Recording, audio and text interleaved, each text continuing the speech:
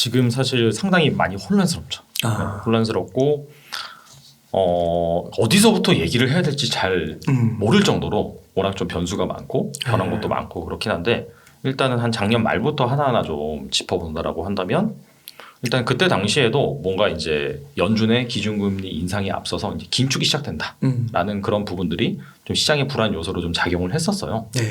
그리고 그에 앞서서 뭐 공급망 병목 현상 이걸로 인해서 뭐 물가 상승이라든지 인플레이션 그러면서 원자재 가격도 좀 많이 올랐었죠. 근데 그러다가 약간 좀 잠잠해지나 했더니 갑자기 이제 러시아와 우크라이나의 지정학적인 리스크 이것들이 이제 터지면서 원자재 가격이라든지 그 다음에 곡물 가격 상승을 더 많이 야기시켰고 네.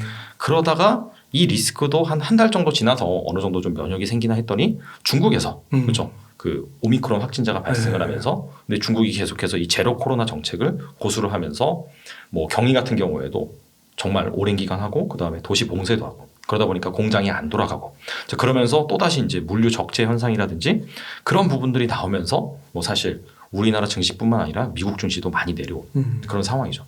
그래서 사실 좀 많이 혼란스럽다. 여기에서 중요한 거는 이러한 상황에서 연준이 어떻게 할 것이냐 시장 친화적으로 나갈 것이냐 아니면은 마이웨이를 갈 것이냐라는 측면에서 봤을 때는 지금 같은 경우에는 물가를 잡는다라는 인플레이션 파이터적인 측면이 매우 강해요.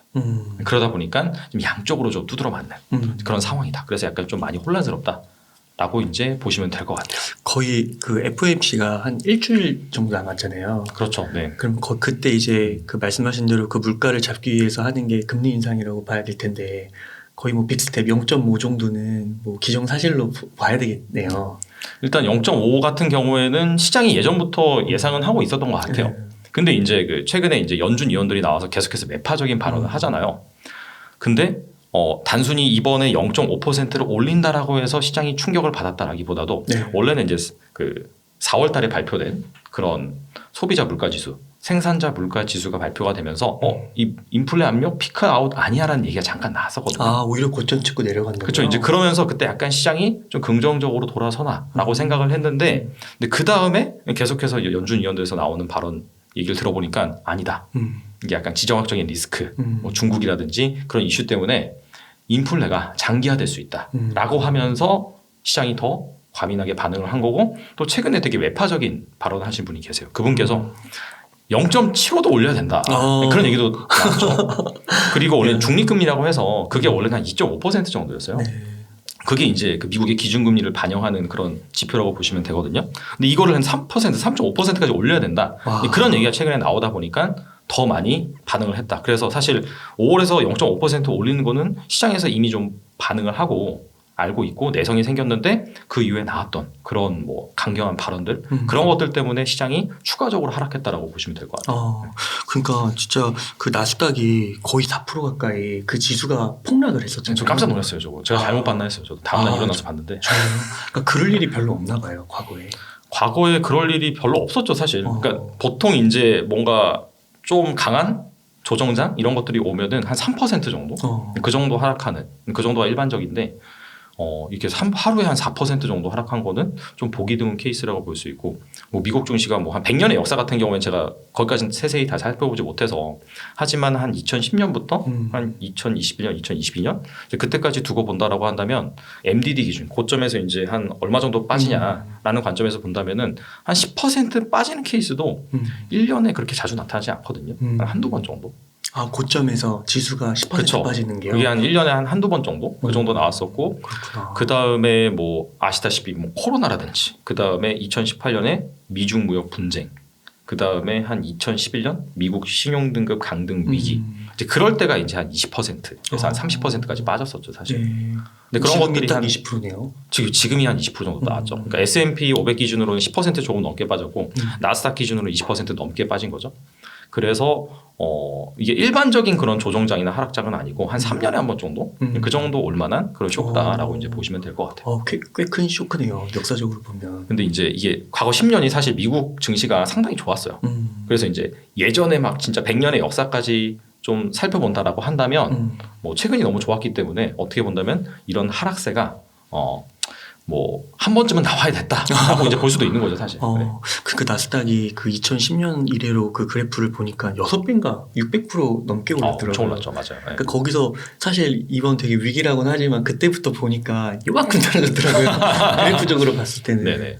근데 그런 측면에서 본다고 하면 그 20% 정도 빠졌어도 이게 되게 어렵고 무섭고 공포가 좀 이렇게 존재하는 시장이지만 어떻게 보면은 또 조금씩은 매수를 해도 괜찮은 시점이라고도 볼 수도 있겠네요. 저는 그 시점이라고 생각을 해요. 어. 네네. 조금씩 지금부터는 좀 사모아도 된다라는 그런 생각이고 이전부터 사실 사모아도 됐었다라고 생각을 하는데 점점 빠지긴 빠지더라고요. 근데 사실 뭐 저점은 좀 알 수 없는 그런 상황이긴 한데 뭐 일단은 제가 앞서서 되게 다양한 그런 시장을 옥죄는 리스크들 말씀드렸잖아요. 뭐 중국 봉쇄, 뭐 러시아 지정학적인 리스크, 여기에서 이제 연준이 계속해서 이제 긴축 스탠스를 강화하다 보니까 근데 이런 부분들이 시장이 다 알고 있어요. 반영을 하고 있는 과정이기 때문에 만약에 이런 상황에서 별로 안 빠졌다라고 한다면 추가적으로 더 빠질 수 있겠구나라고 생각할 수가 있는데 그런 게 아니라 이미 이제 뭐 나스닥 지수 같은 경우에도 고점에서 20% 넘게 빠졌고 우리나라 증시 같은 경우에도 3,300이 고점이었잖아요. 그거 대비로는 지금 또 20% 정도 하락한 그런 상황이기 때문에 사실 여기에서 그렇다면 바닥이냐? 그건 누구나 알 수 없죠.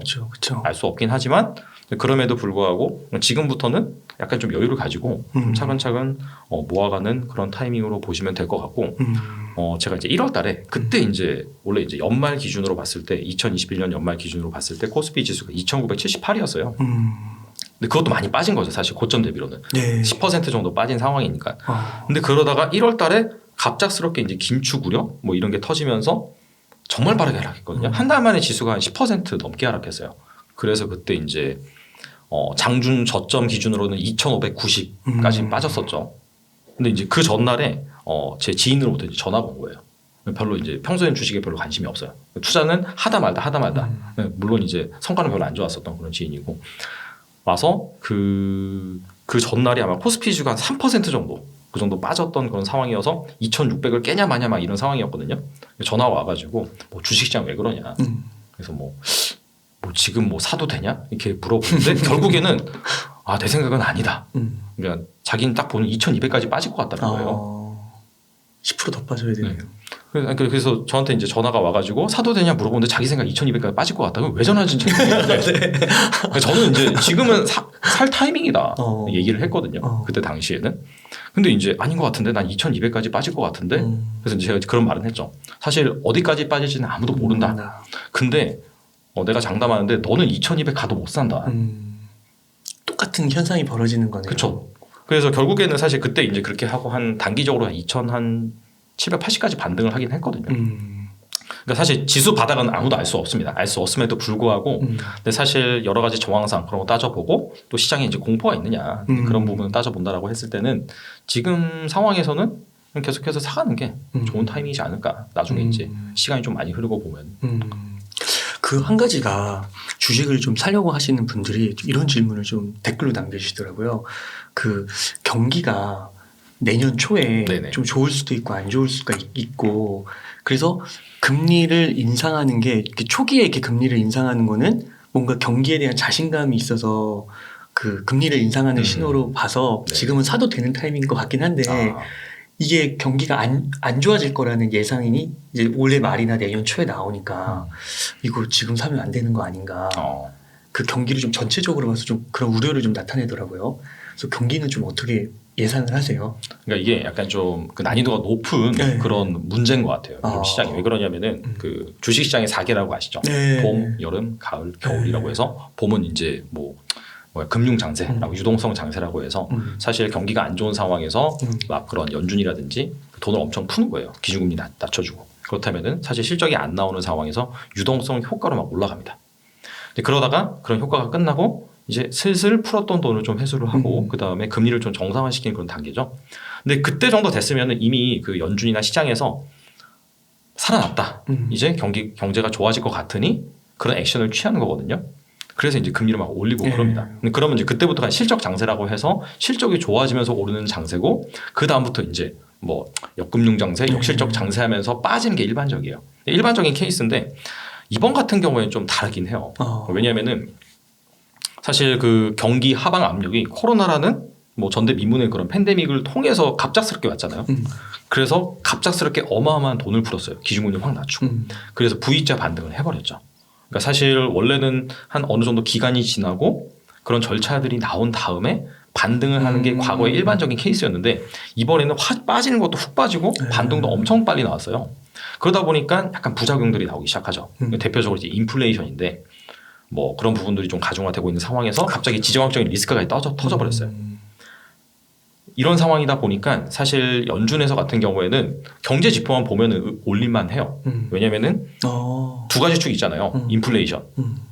뭐 한국은행 같은 경우에는 물가 안정이 최우선의 목표긴 한데 더불어서 약간 좀 이 경제 이걸 이제 정상적으로 잘 굴러가게 만드는 게 연준, 뭐 중앙은행의 역할이긴 한데 인플레적인 측면이 있고 그 다음에 경기적인 측면이 있어요. 근데 이 두 개의 관계는 약간 반대돼요.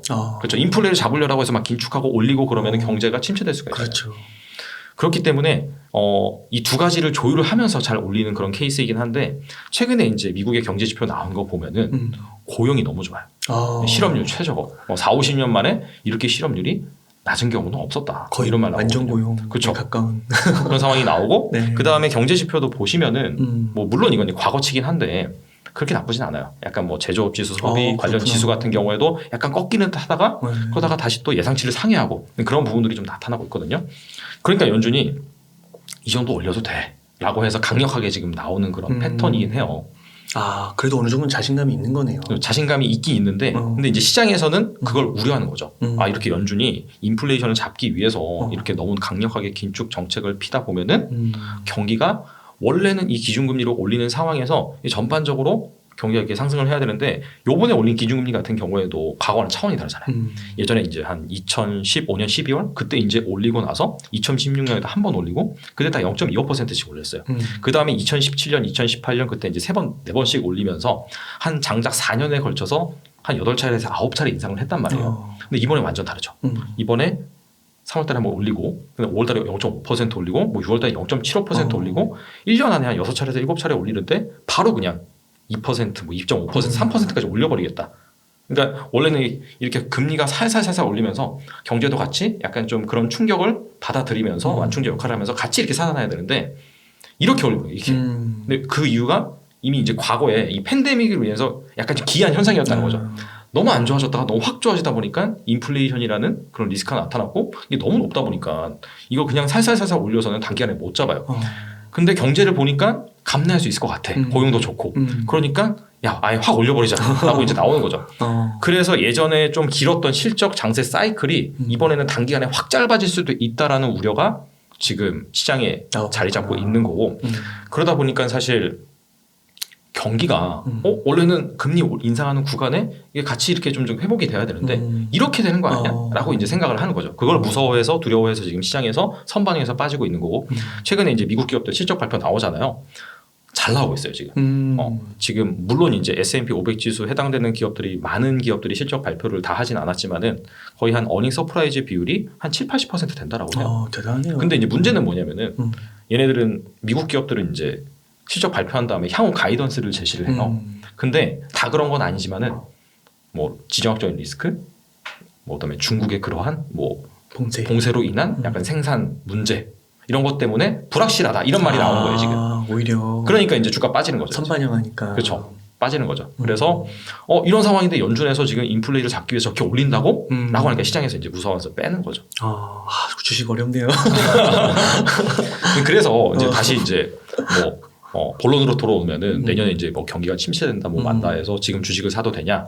결론은 지금 시장에서 다 반영하고 있다. 이미 그걸 반영하고 있다.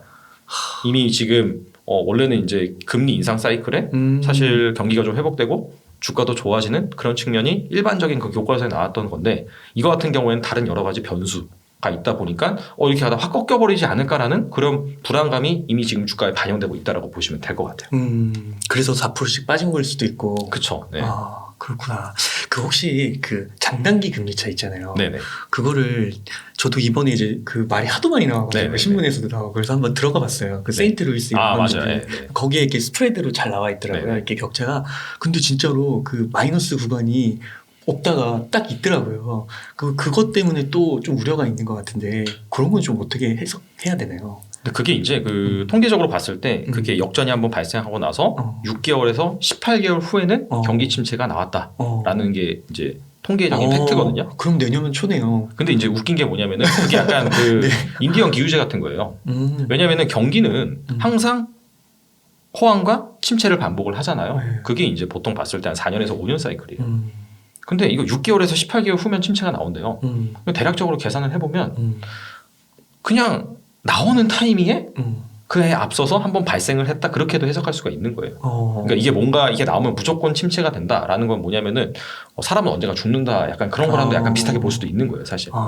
그리고 이제 그 질적인 측면을 좀 따져봤을 때는 원래 이제 그 역전 현상이 발생을 했을 때는 일반적으로 이제 10년물 미국 국채 10년물이랑 2년물 이 두 가지를 비교를 하거든요. 물론 이제 3개월 정도 비교하는 경우도 있고 여러 가지 있긴 하지만 일반적으로 이 두 가지를 비교를 하는데 질적인 측면에서 봤을 때는 10년물 그게 이제 약간 인플레이션이라든지 경기 그런 것들을 나타내요.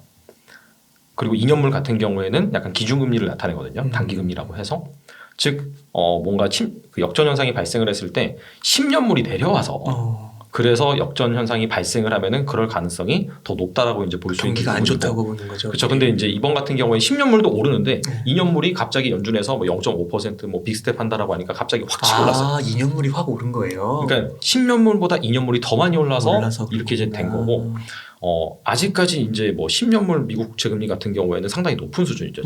지금 뭐 한 거의 한 장중에 2.9% 넘게 나왔다가 다시 좀 조정을 받았다가 다시 한 2.8% 정도 그 정도로 내려온 상황이고 2년물 같은 경우에도 한 2.6% 거의 7% 갔다가 다시 좀 잠잠해졌다가 다시 약간 좀 회복하는 좀 그런 상황이라고 봐서 이게 이제 역전됐다라고 해서 무조건 침체가 온다?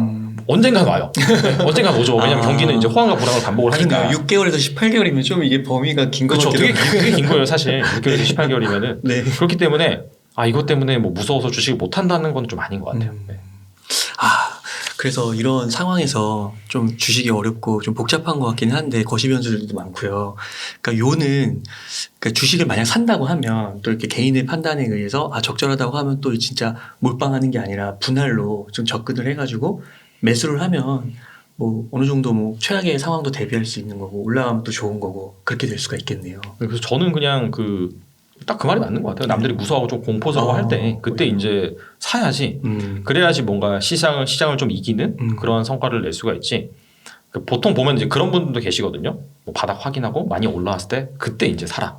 근데 그때 사면 사실 먹을 게 별로 없어요. 경험상.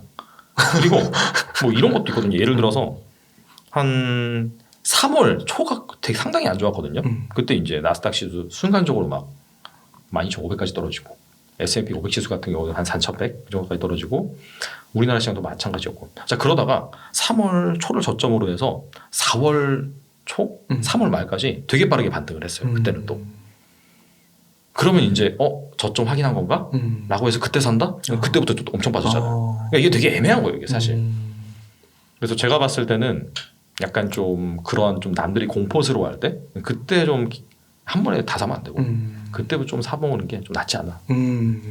그러니까 정말 그런 것 같아요. 거기서 진짜 올라갔다가 또 빠질 수 있잖아요. 근데 이게 안정화됐네? 왜냐면 그때 되면 좋은 얘기 막 나오고 나오죠. 인플레이션 뭐 피크아웃 찍었다. 뭐 연준에서 비둘기적인 말이 나왔다. 그래서 좀 안정된 건가? 이제 사볼까 해서 딱 샀는데 그때부터 또 빠져. 그러니까요. 참 그래서 자산 배분도 중요한 것 같고 그 다음에 그 월급 이제 그 쟁이라면은 네네. 월마다 이렇게 들어오는 현금 흐름도 중요한 것 같고 그리고 항상 또 현금 보유하고 투자하는 것도 중요한 것 같고 그럼 여기서 좀 궁금해지는 게 달란트 투자님은 어떤 종목이 이제 보였어요. 네네. 그리고 지금 예를 들어 뭐 1,000만 원이 있어요. 네네. 그러면 어떤 식으로 분할 매수를 하세요? 일단은 제가 이제 투자하는 경로가 크게 두 가지인 것 같아요. 그러니까 하나가 이제 지수를 투자하는 경우가 있고 하나가 이제 종목을 투자하는 경우가 있고. 그래서 이제 지수를 투자한다라고 했을 때는 어느 정도 이제 제 예상 밴드를 정해놓긴 하죠. 이를테면 올해 이러이러한 경제 변수로 인해서 코스피 지수가 내 생각에는 뭐 예를 들어서 올라가기 힘들고 한 박스권 안에 있을 것 같다라고 한다면 그 밴드를 기준으로 해서 뭐 이를테면 역사적으로 코스피 지수 밴드를 보면 PBR 한 1배 정도만 싼 구간이었거든요. 그 정도 온다라고 한다면 뭐 산다든지 그리고 사고 나서 내가 이제 생각한 그 밴드 안에 상당 정도의 위치를 해 있다라고 한다면 그때 이제 또 판다든지 그리고 이제 그런 것들을 뭐 사실 뭐 밸류에이션 기법으로 해서 계산할 수도 있지만은 그냥 차트를 보고도 어느 정도 할 수 있긴 하거든요. 아 그러면 그 PBR 1이면 좀 저렴한 거고 네네. 어느 정도면 좀 비싼 거예요? 근데 그게 이제 사실 그 ROE랑도 관련이 있는 거예요. 자기 자본 이익률이라고 해서 PBR은 그 주가를 이제 주당 순자산으로 나눈 거고 ROE는 주당 순이익을 뭐 주당 순자산으로 나눈 거라서 두 개 다 이제 분모가 같습니다. 그래서 결과적으로는 이 ROE가 높아진다는 것 자체가 순이익이 늘어난다는 거고 기업들의 그러면은 그 주당 순자산 대비 줄 수 있는 주가 프리미엄이 높아지는 거예요. 그래서 ROE가 높아지면은 이제 PBR이 높아진다라고 이제 일반적인 상식으로 이제 보시면 되는데 우리나라가 이제 한 2010년 이후로 ROE 그런 밴드를 보시면 한 10%에서 정말 낮았을 때, 뭐 팬데믹 이후로 안 좋아졌을 때가 한 4% 정도. 근데 거기에 따라서 이제 PBR이 형성이 되긴 하는데 일반적으로 한 1배 정도면 쌌고, 그다음에 1배를 뭐 이탈하는 순간이 중간중간에 나왔는데 그때가 이제 뭐 이를테면은 과거에 그 뭐 트럼프 당선 내지는 그다음에 개성공단 폐쇄, 그다음에 그 영국의 브렉시트, 그다음에 그 미국 신용등급 강등 위기. 그러니까 뭐 중간중간에 발생했던 충격이 있잖아요. 그리고 이제 미중 무역 분쟁도 마찬가지였고 일본의 약간 좀 수출 보복 그런 것도 마찬가지고 그때 이제 쇼크가 나오면은 순간적으로 한 1배에서 한 0.9배까지 빠지긴 하거든요. 그러니까 이제 그런 상황이면 우리가 투자할 수는 없잖아요. 사실 근데 그렇기 때문에 한 1배 정도면 싸다라고 하는 관점에서 그 정도 오면은 약간 좀 ETF를 활용해서 좀 지수 하단에서 좀 받는다든지 뭐 그런 플레이를 또 할 수도 있고 그 다음에 약간 또 보시면은 중간중간에 투매가 발생한 경우가 있잖아요. 정말 유리 멘탈처럼 와장창 깨지면서 주가가 훅 빠질 때 그때 이제 또 산다든지 그런 거 두 가지를 활용을 해서 그렇게 해서 이제 지수 같은 경우에는 투자를 하는 방법이 있고 개별 종목 같은 경우에는 일단은 펀드멘탈 관점에서 당연히 이제 투자 아이디어가 명확하고 좋아질 만한 그런 기업들을 선별을 해서 대신에 종목 같은 경우에는 지수랑 좀 다른 게 지수 같은 경우에 밴드를 정해놓고 훅 빠지면 산다 그랬잖아요. 제가 종목은 그렇게 사진 않아요. 종목 같은 경우에는 오히려 약간 횡보를 한다든지 아니면 장기간 좀 하다가 바닥에서 약간 치고 올라온다든지 그런 걸 보고 사긴 해요. 아 그렇구나. 그러니까 그 종목 같은 경우는 진짜 빠진 다음에도 더 빠지고. 그러니까 종목은 사실 좀 그런 것 같아요. 그러니까 지수 같은 경우에는 어차피 그 밸류에이션 그 밴드가 있어가지고 물론 이제 그 악재가 있었겠죠. 엄청난 악재가 있어서 순간적으로 빠지긴 하나 그런 부분들이 어느 정도 불확실성이 해소되고 하면은 좀 회귀하는 그런 모습을 보이거든요. 근데 종목 같은 경우에 워낙 케이스 바이 케이스예요. 저 너무 공감이 되는 게 종목은 진짜 한번 빠졌다가 너무 기는 경우가 너무 많아서 맞아요. 잘못 사면 너무 오래 기다려야 되는 경우도 있는 것 같더라고요. 그렇죠. 그래서 사실 그 끝에 좀 머리 들었을 때 오히려 조금 비싸게 주고 사는 게 나은 것 같기도 하고요. 그러니까 어느 정도 바닥을 확인하고 산다라는 표현을 하는데 사실 뭐 그러고 나서 또 더 빠질 수도 있긴 하거든요. 그렇죠. 근데 그럼에도 불구하고 계속해서 뭔가 빠지는 그런 종목을 사는 것보다는 제 경험상 봤을 때는 그게 좀 안전하더라고요. 오히려 그렇게. 그래서 지수와 개별 종목을 크게 이렇게 두 가지로 분류하고 접근법이 이렇게 좀 다를 수 있다. 네. 그러면은 그 달란트 투자님 요즘에 좀 이렇게 눈여겨보는 섹터 혹시 있으세요? 뭐 섹터? 종목까지는 어려우시더라도. 네. 일단은 제가 이제 연초에 이제 좋다라고 생각했었던 게 조선 건설. 그 다음에 약간 성장주 관점에서는 자동차인데 자동차 뭐 2차 전지 이런 거보다는 약간 좀 전장 부품, 반도체, 차량용 반도체 뭐 이런 쪽이긴 했어요. 근데 이제 조선주 같은 경우에는 좀 최근에 많이 올랐었고 건설 같은 경우에는 약간 좀 차별화되는 모습이 나오는 것 같긴 해요. 일단 그 대형 건설사들 같은 경우에는 올랐다가 지금 좀 조정을 받았고 대신에 이제 건자재 쪽에서는 앞단에 골조제를 만드는 시멘트라든지 그다음에 거푸집 그런 쪽은 지금 주가가 괜찮죠, 상당히. 저평가 구간이에요. 많이 올랐어요. 많이 올랐어요. 그렇긴 한데 제 생각에는 건자재 쪽은 괜찮은 것 같아요. 앞으로도. 재건축이나 뭐. 그렇죠. 그런 이슈가 있고 그 다음에 뭐 기본적으로 한 2018년 저점을 찍고 2019년부터 분양 물량이 계속해서 늘었어요. 그러니까 올해도 한 최소한 40만 호 정도 그 정도 이제 분양이 나올 것 같은데 그럼 무조건 건자재가 들어가야 되거든요. 인플레이션도 많이 됐잖아요. 그렇죠. 그래서 이제 건자재 값이 엄청 올랐어요. 그 부분 때문에 지금 대형 건설사들이 약간 좀 소외가 되고 있죠. 그런 원가 뭐 부담 이런 것 때문에. 그래서 건자재 같은 경우에도 제 생각에 많이 오르긴 했지만은 좀 더 갈 수 있다라고 생각을 하고 뭐 조선 같은 경우에는 뭐 굳이 말씀 안 드려도 워낙 지금 상황이 좋은 상황이라서 뭐 아시다시피 작년에 뭐 상당히 수주 목표를 초과 달성을 했고 이런 상황에서 지금 지정학적인 리스크가 발생을 하는 그런 상황이 오다 보니까 뭐 아시다시피 유럽이 러시아로부터 이 육로 운송을 통해서 천연가스를 수입을 했는데 이제는 그거 이제 안 한다. 잠정적으로 계속해서 뭐 이렇게 중단을 하겠다, 줄여 나가겠다 밝힌 그런 상황이기 때문에 그 배로 옮겨야 되거든요. 그렇게 된다면은 아무래도 이제 LNG선 발주에 좀 수주에 강점을 가지고 있는 우리나라 조선사들이 좀 혜택을 받을 가능성이 높아지겠죠.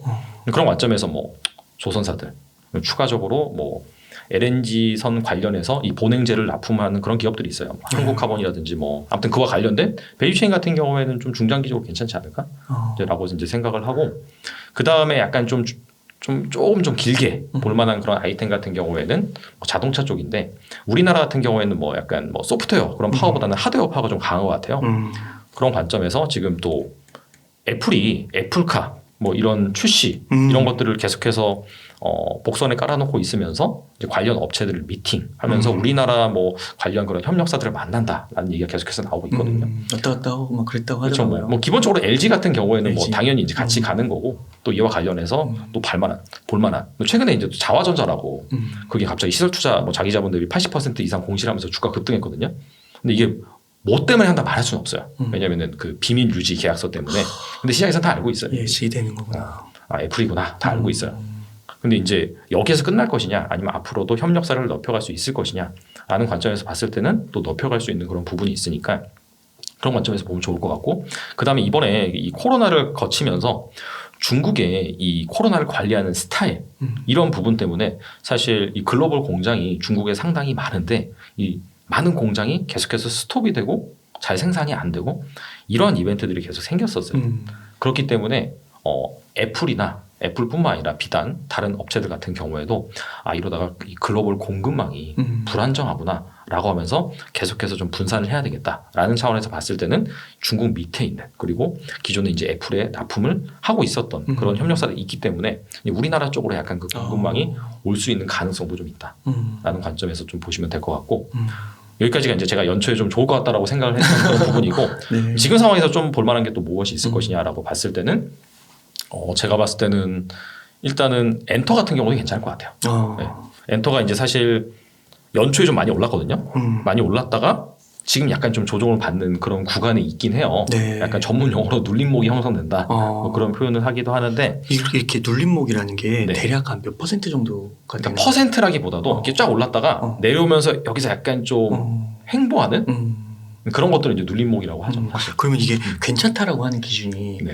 그 올라갔을 때 그때를 이제 고점이라고 한다면 한 몇 퍼센트 정도 이렇게 조정을 받으면 이거 괜찮다 이렇게 보세요. 그러니까 몇 퍼센트라기보다도 그것도 왜냐하면 이제 얼마나 그 빠른 속도로 올라갔냐, 얼마나 많이 올라갔냐 그런 것도 봐야죠. 그런 거 대비해서 사실 봐야 되는 그런 부분이기 때문에 몇 퍼센트라기보다도 그게 이제 빠진 다음에 어느 정도 약간 좀 지지를 하면서 횡보하는 네. 그런 의미인 것 같아요. 아까 그 개별 종목에 접근하는 방법. 그렇죠. 뭐 그런 거 하나일 수도 있죠.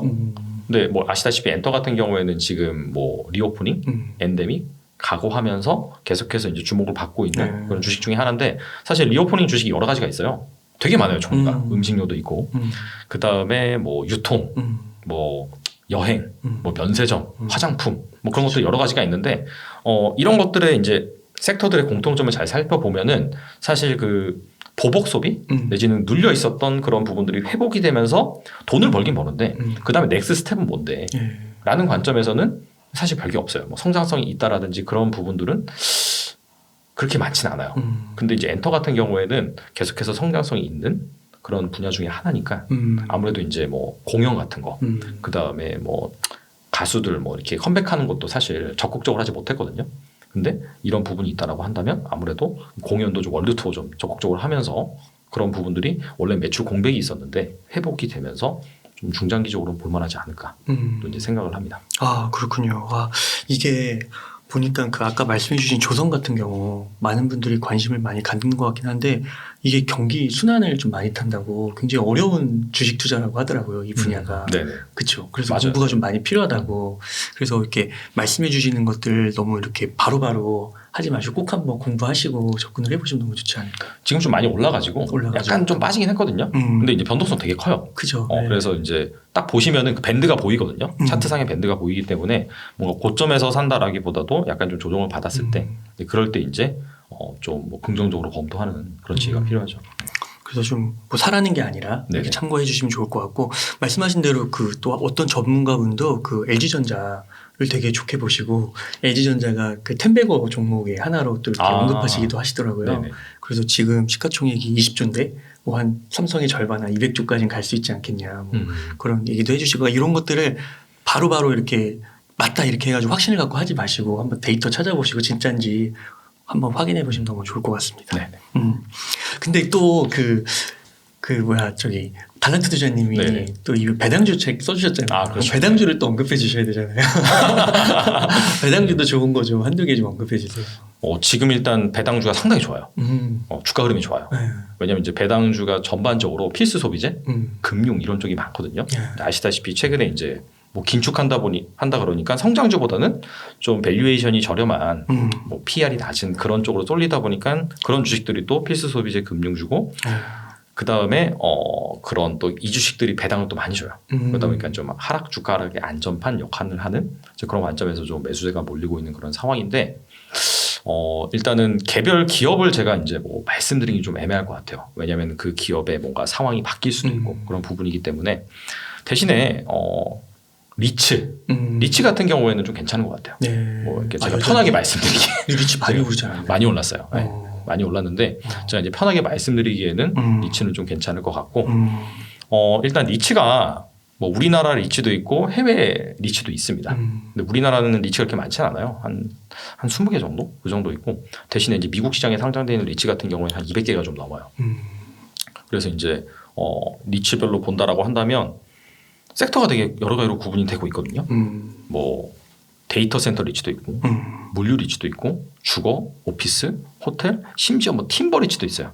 이게 뭐냐면 산을 가지고 있는 다음에 목재를 파는 거예요. 그리고 뭐 레크레이션 할 수 있는 뭐 그런 공간을 빌려주고 낚시할 수 있는 공간을 빌려준다든지 그런 리츠도 있고 한데 뭐 리츠라고 해서 뭐 부동산 경기 꺾이는데 뭐 그런 거 아니야? 지금 많이 올랐는데 근데 사실 섹터별로 제가 말씀드린 그런 유형별로 워낙 다양하기 때문에 뭐 오히려 이제 최근 한 5년간 놓고 본다라고 하면 인프라 리츠가 이제 주로 통신 시설 그런 거 임대해 주는 것이거든요.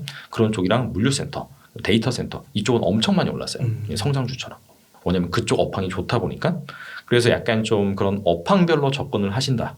그런 차원에서 뭐 이렇게 하나의 부동산으로 묶어서 안 좋다라고 보기엔 좀 애매한 것 같고 약간 좀 리오프닝 그런 관점이잖아요. 그래서 약간 좀 오피스가 아니라 약간 호텔 쪽, 뭐 그런 쪽 레저 관련된 그런 리츠 같은 경우에는 지금 상황에서도 좋을 수가 있죠. 지금 많이 안 올랐어요. 그런 분야는. 리츠는 전반적으로 다 올랐어요. 아까 제가 말씀드린 게 배당주가 상당히 좋다 그랬잖아요. 주가 흐름이 그런 부분 때문에. 근데 이제 배당주를 물어보시니까 배당주에 대해서 말씀드릴 수가 있는 건데 일단 기본적으로 이제 배당주 같은 경우에는 그렇다고 해서 야 그러면 뭐 테슬라처럼 이렇게 오르는 거 아니야? 절대 그렇지 않습니다. 한 기본적으로 이 배당주에 투자하신다라고 한다면 한 10% 정도 기대 수익률 그 정도로 생각하시고 배당 포함해서 그러니까 왜냐하면은 지수보다 장기적으로 이 연평균 수익률이 주가 상승률 차원에서 좋을 수는 없거든요. 당연히 왜냐하면은 지수 같은 경우에는 성장주 그 다음에 뭐 가치주 배당주 다 짬뽕이 돼서 가는 그런 거기 때문에 그래서 배당주 같은 경우에는 좀 그런 거를 감안을 하시고 좀 투자하시는 게 좋을 것 같고 뭐 우리나라에서 좀 본다라고 한다면 롯데리츠 같은 거 그 이제 롯데리츠가 전반적으로 이제 아시다시피 그런 뭐 쇼핑몰 뭐 호텔 그런 거 가지고 있는 거잖아요. 리오프닝 관련해서는 좀 좋아질 수 있는 부분이 있기 때문에 뭐 그런 것도 괜찮은 것 같고 그 다음에 약간 중장기적으로 본다라고 한다면 SK그룹의 비전을 좀 믿는다라고 한다면 SK리츠도 괜찮은 것 같아요. 이것도 많이 오르긴 했어요. SK 2위 됐더라고요. 현대를 역전했더라고요. 그러니까 거기 로드맵을 보니까 지금은 사실 뭐 SK 서린빌딩 약간 그냥 오피스 정도이긴 한데 중장기적인 로드맵을 보니까 뭐 물류센터도 하고 데이터 센터도 나중에 편입을 시킬 것이다.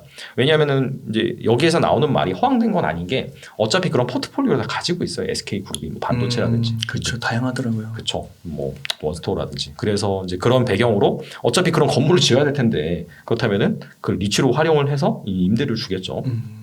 그래서 그런 부분이 있기 때문에 뭐 그런 것도 좀 괜찮은 것 같고 그 다음에 종목이 좀 그렇다라고 한다면 ETF로 투자하고 싶다라고 한다면 타이거 리츠, 부동산 인프라 이게 이제 우리나라에 상장돼 있는 웬만한 리츠 다 들어가 있고 추가적으로 이제 또 뭐 배당주하면 맥쿼리 인프라 관련된 그런 투자 수단이거든요. 거기서 상당히 많이 탑으로 꼽아요. 뭐 다 들어가 있기 때문에 그런 쪽으로 좀 접근을 하셔도 뭐 좋을 것 같고. 그 다음에 이제 미국 리츠를 투자하고 싶다라고 한다면 미국에 되게 많아요. 또 ETF도 되게 많고 하는데 우리나라 뭔가 좀 ETF로 투자하고 싶다라고 한다면 타이거 미국 MSCI 리츠 이게 있습니다. 이것도 이제 보시면 아까 제가 말씀드린 다양한 섹터별로 이제 되게 많이 존재를 한다라고 했는데 거기에 대표되는 그런 주식들이 다 포함이 되어 있어요. 그래서 이제 그런 걸로 투자를 하실 수가 있고 무엇보다 이제 이 배당주라든지 리츠라든지 그 매력 포인트는 주가 변동성이 낮다는 거예요. 아시다시피 최근에 이제 주가 흐름을 보시면 완전 딴 나라 주식이긴 하거든요. 완전히 막 지수 하락하고 뭐 삼성전자 신저가하고 막 그런 상황에서도 견조하게 계속해서 버티고 최근에는 좀 오르는 그런 흐름이 나타나고 있기 때문에 대신에 이제 이걸 보고 야, 앞으로도 이렇게 오르겠네라고 생각해서 들어가면 안 되겠죠. 배당을 보고 그렇죠. 완전 그러니까 나의 기대 수익률은 변동성이 난 사실 무서워. 뭐 변동성을 감내하고 크게 먹을 수 있는 그런 투자 아니고 난 사실 변동성이 좀 무섭고 조금 먹더라도 안전하게 좀 벌래라고 한다면은 방금 말씀드린 그러한 주식에 투자하시는 게 좋다라고 이제 말씀을 드리고 대신에 이제 약간 난 배당주 투자하고 싶은데 좀 공격적인 기대 수익률을 원한다라고 한다면 이렇게 투자하는 방법도 있어요. 이를테면은 M&A가 발생을 해서 특정 사모펀드가 인수한 기업들 그런 기업들에 투자하는 방법도 있어요. 보통 보면은 사모펀드 같은 경우에는 어차피 이제 그 재무적 투자자 끌고 와서 같이 이제 투자를 하는 거거든요. 레버리지를 쓰는 겁니다. 그렇기 때문에 중간에 이제 돈을 갚아야 되는 이자 비용도 발생을 하고요. 그 다음에 여러 가지 돈을 회수하는 방법 중에 있어서 약간 유유자금 이런 것들을 배당으로 회수하는 그런 부분이 있기 때문에 이제 그런 것들을 본다라고 한다면 사모펀드가 인수를 해서 뭔가 좀 꾸준히 좀 캐시카우가 발생을 하고 돈을 잘 벌 것으로 예상이 되는 뭐 대표적으로 이제 쌍용 C&E를 들 수 있잖아요. 원래 쌍용 양회라는 그런 시멘트 회사였는데 한행코 PF에서 이제 인수를 한 다음에 그 전까지는 역사적으로 배당을 한 적이 한 번도 없어요. 근데 아시다시피 그 시멘트 같은 경우가 막 엄청난 성장 산업은 아니잖아요. 근데 꾸준히 쓰여요. 그래서 잘만 뭐 비용 관리하고 하면은 꾸준히 캐시카우가 되거든요. 그때부터 이제 분기마다 배당을 하기 시작해서 뭐 한때는 배당 수익률이 연간 한 8% 정도까지 가기도 했었고 그래서 그런 부분이 있기 때문에 뭔가 이제 사모펀드가 인수를 한다라고 한다면 경영 정상화 과정 그 다음부터 주주 환원 정책이 어떻게 될 것인지 그런 거 부분들 잘 체크를 하시면서 좀 보시면은 뭐 약간 좀 기대 수익률이 높아질 수 있는 배당주에 투자하는 방법 중에 하나다.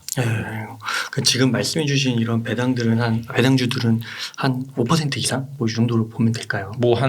그러니까 그게 이제 뭐 그런 리치 같은 경우에는 그 정도로 보시면 될 것 같아요. 한 4%에서 한 5% 정도. 네.